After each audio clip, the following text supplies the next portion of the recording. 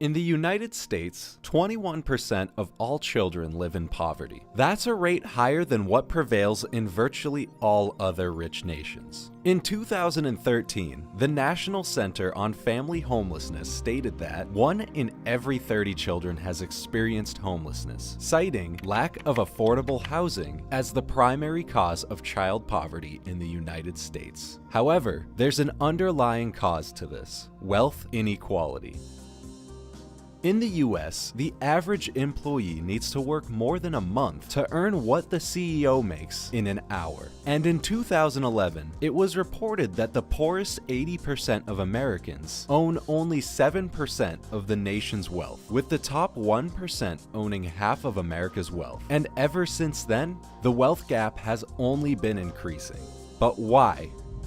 There are several causes for wealth inequality, but it essentially goes down to the fact that the wealthy possess greater financial opportunities that allow their money to make more money. Earnings from the stock market and mutual funds that are reinvested to produce larger return. Put simply, the rich use their money to earn more, while the poor have no savings with which to produce any returns or eliminate their debts. And unsurprisingly, affluent people are more likely to invest their money in financial assets, such as stocks and bonds, things that have very high rate of return and hold the possibility of capital appreciation, while those with little wealth are more likely to invest their money in savings accounts and home ownership. Given the inflation, a larger percentage of lower-class people's money is spent on basic needs, such as food, as prices go up faster than their wages could keep up, until they reach a point where they have to go in debt just to survive.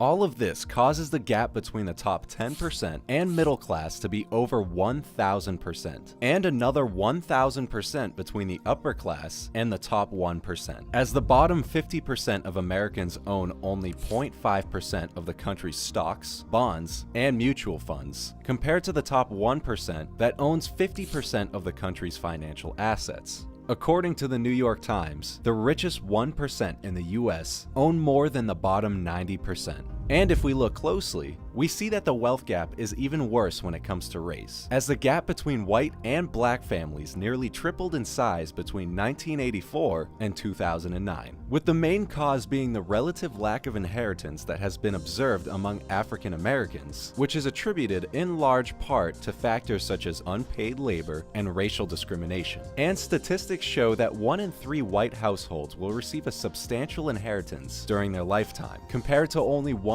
in 10 for black households. But that's a topic for another video. In September 2014, a Harvard Business School study stated that the growing disparity between the very wealthy and the lower and middle classes is no longer sustainable.